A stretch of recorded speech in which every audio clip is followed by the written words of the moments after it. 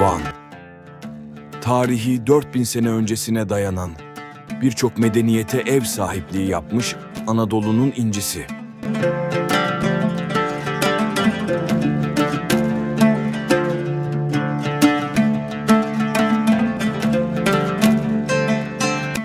Bilinen ilk devleti bu bölgede Hurriler kurmuş.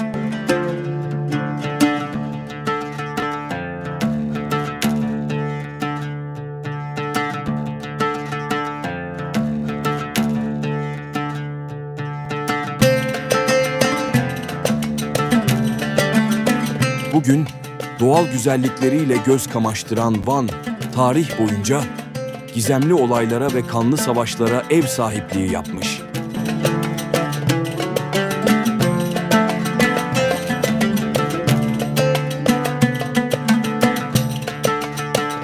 Bu bölgede birçok medeniyet izine rastlamak mümkün.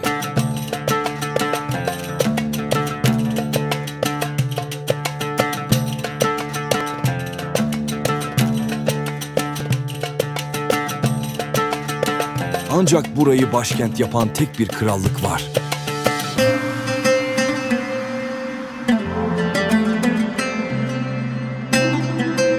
Urartular. Urartular bu bölgeye Tuşba ismini vermişler. Kral Sarduri tarafından da muhteşem bir yapı inşa etmişler.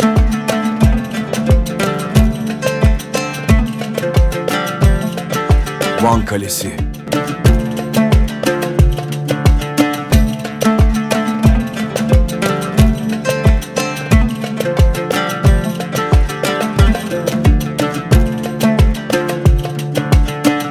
Gizemli bir hikayesi var Van Kalesi'nin. Kum Saati Hanem ekibi olarak bu muhteşem kaleyi sizler için gezdik.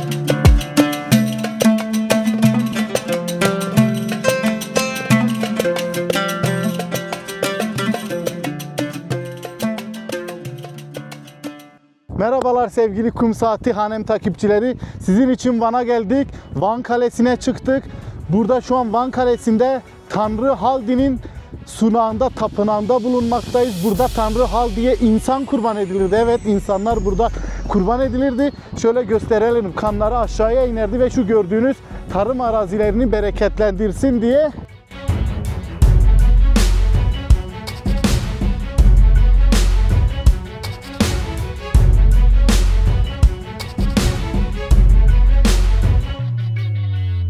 İnsanlar burada kurban edilirdi ve bereket Tanrı Haldi'ye sunulurdu.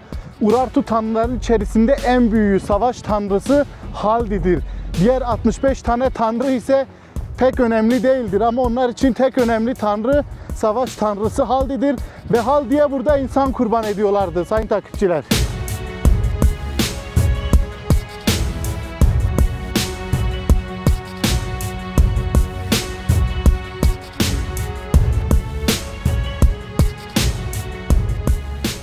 Burada gördüğünüz üzere az önce çekimlerden anlamışsınız, Van Kalesi'ndeyiz. Eski adı Tuşba Kalesi, Tuşba şehri. Urartu için çok büyük bir öneme sahipti. Urartu'nun can kemiğiydi çünkü dönemde Asur'un saldırılarına karşı hem onu korumuş hem de güzel manzarasıyla göz seyir zevki yaşatmış bir yerdir. Urartu'nun böyle yüksek yerler seçmesi sebebi savunma amaçlıdır. Burada çekimlerden göreceğiniz birkaç yapı var, orada kurbanlar veriliyordu. Hatta bu ne kadar kurban verileceğine dair yazıtta Meher Kapı Yazıtı'nda Kral Menua'nın babası İşbuini ve Menua tarafından yapılan Meher Kapı Yazıtı'nda ne kadar kurban edileceği yazılmıştır. Urartular kayalara, kaleye, doğaya çok fazla önem verirlerdi ve Van Kalesi'ne kurbanlar adamışlar, tanrılarına kurbanlar adamışlar, bu bölgeyi sevmişler. Çünkü hem sahiplenip hem onları korumuş hem de gelişmelerini sağlamıştır. Urartular için çok önemli bir yapı olan bu kale aynı zamanda Osmanlı, Selçuklu farklı medeniyetler tarafından da kullanılmıştır. Şu an yapısı onun çoğu farklı medeniyetler, özellikle Osmanlı'ya ait olmakla beraber temel yapı taşları, temeli Urartu'ya aittir. Osmanlı'ya ait var değil mi burada? Evet. Mesela zaten aşağı şehrin şu çektiğiniz Şehrin neredeyse hepsi Osmanlı'ya ait. Evet. Bakın, Camiler değil mi? camiler, kiliseler, miri ambarlar, burada gördüğünüz yapılar hepsi Osmanlı bölgeyi çok aktif bir şekilde efektif kullanmış. Çünkü bölgede çok iyi bir nokta. Hem Ermeniler, Kürtler, Türklerin yaşadığı ortak bir yaşam alanıdır. Osmanlı'nın büyük bir kenti olarak var olmuştur. Selçuklular da kullanmıştır ama yoğunlukla Osmanlı kullanımına açık bir şehir. Ya Asurlara karşı aslında milattan önce 2700 yıllarda burası yapılmış. Yüksek yerler her zaman avantaj sağlar. Asur çünkü çok büyük bir güç, dönemin en büyük gücü ve hayatta kalmak için böyle yerlere sığmışlar. Hatta çoğu Urartu Kalesi'nde bir sürü mahzen yer alır.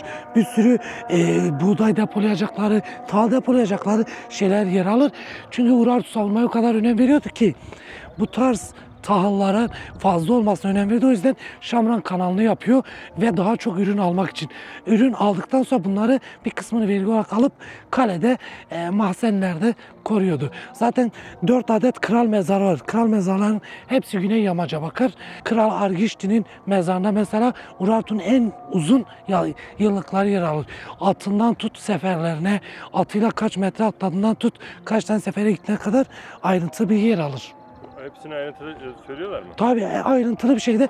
Tabii biraz da propaganda amaçlı. Her sene şu kadar ülkeyi yendim. Çok gerçekçi değildir ama halkına karşı bir propaganda da yaptığını düşünüyoruz.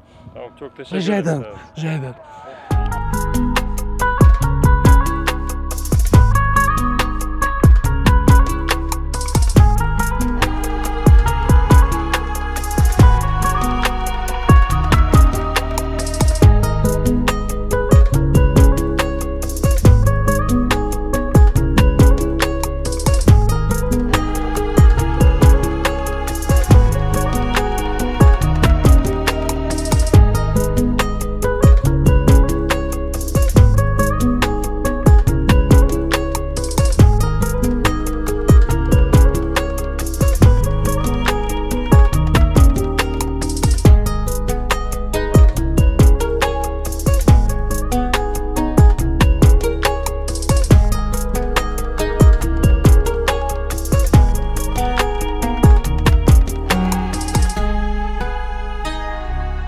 Van Kalesi'ne çıktık. Daha önce Van gezisini anlatmıştık.